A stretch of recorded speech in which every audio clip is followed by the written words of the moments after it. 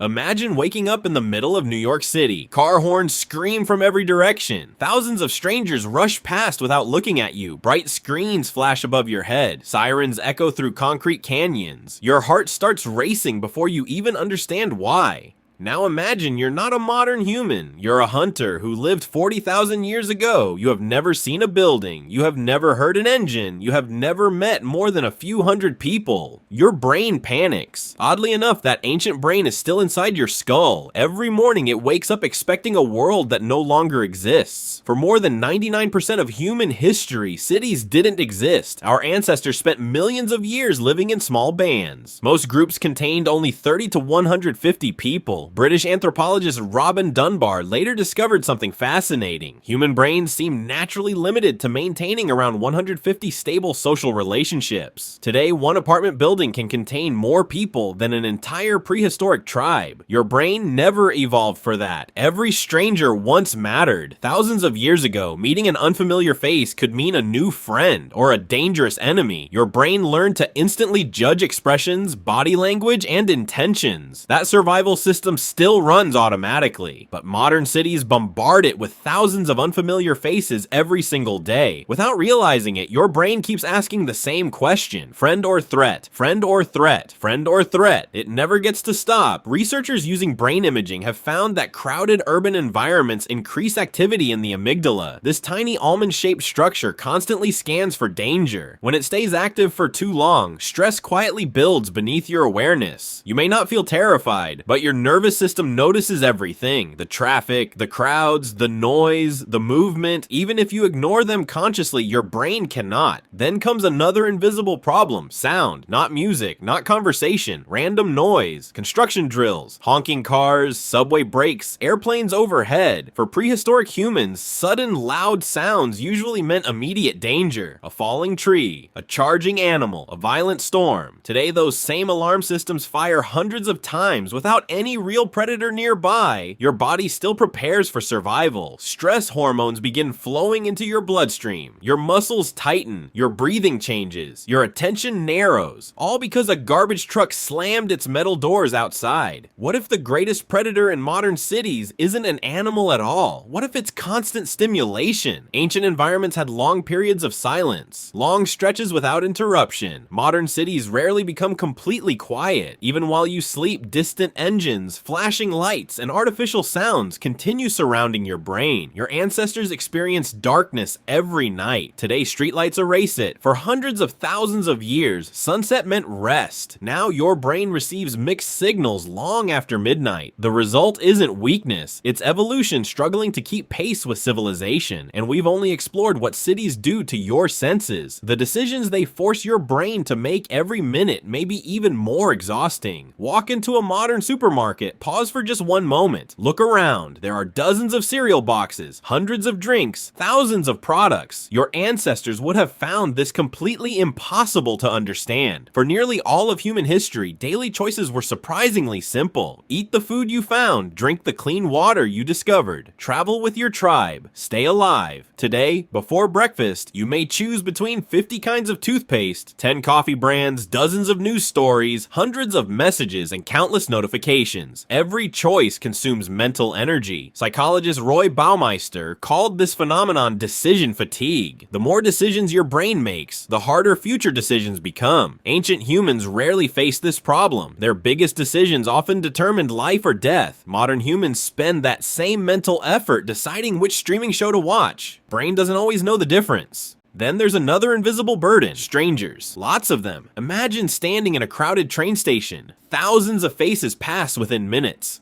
Your brain automatically reads expressions. Is that person angry? Is someone staring at me? Should I move aside? Could that noise mean danger? You never consciously ask these questions. Your brain answers them anyway, over and over, hour after hour. Neuroscientists believe much of this processing happens automatically, without conscious awareness. It's silent work, but it still costs energy. Then comes something our ancestors almost never experienced: waiting. Traffic lights, traffic jams, long lines, packed elevators, elevators, delayed trains. Ancient humans walked when they needed to move. If they stopped, it usually had a purpose. Modern cities force us to stop constantly without reward. That mismatch creates frustration because your brain expects action after preparation. Instead, it gets delay again and again. Have you ever noticed how small inconveniences feel strangely overwhelming after a stressful day?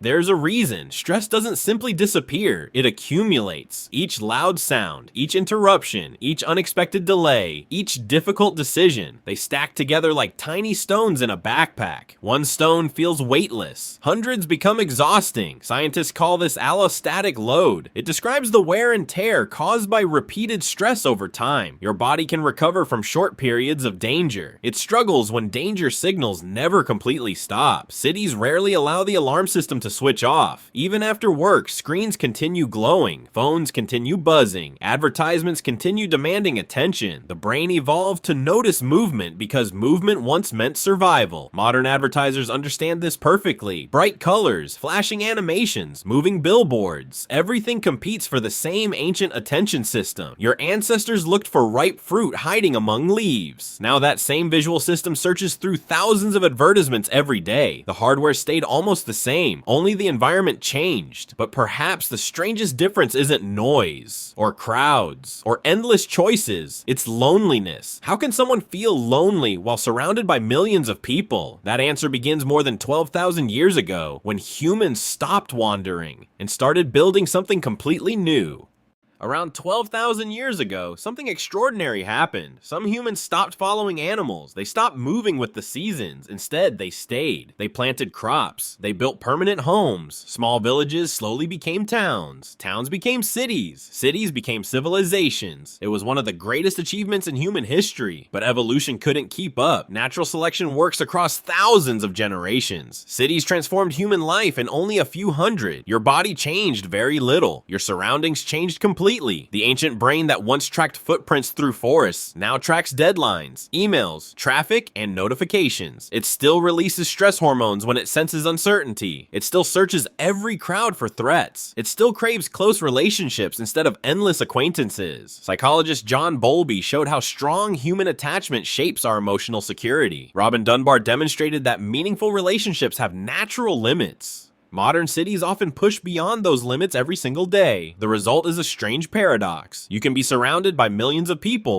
and still feel completely alone, because your brain doesn't count nearby bodies. It counts trusted connections. A prehistoric campfire with 20 close companions could feel safer than a crowded subway filled with strangers. That's why a walk through a quiet park often feels calming. The trees aren't performing magic. Your brain simply recognizes something familiar. Open space, natural sounds, gentle movement, patterns humans evolved beside for millions of years. Researchers like Roger Ulrich and Stephen Kaplan found that natural environments help reduce mental fatigue and physiological stress. Your nervous system isn't escaping reality, it's remembering the world it was designed for. Does that mean cities are bad? Not at all. Cities gave us hospitals, universities, science, art, technology, and the chance for billions of people to live longer than any humans before them. The problem isn't the city. The problem is assuming evolution already prepared us for it. It didn't. Every morning, your brain wakes up expecting a world of small tribes, open landscapes, familiar faces, and predictable dangers. Instead, it finds traffic, skyscrapers, advertisements, strangers, and endless choices. Yet somehow, it adapts. Not perfectly, but remarkably. Perhaps the greatest human superpower isn't intelligence, or language, or technology. It's adaptation. Every city on Earth is proof that ancient brains can survive impossible worlds. But survival isn't the same as comfort. Deep inside your skull lives a mind shaped by campfires, forests, and tiny tribes. Every crowded street is a conversation between that ancient mind and the modern world it never evolved to understand.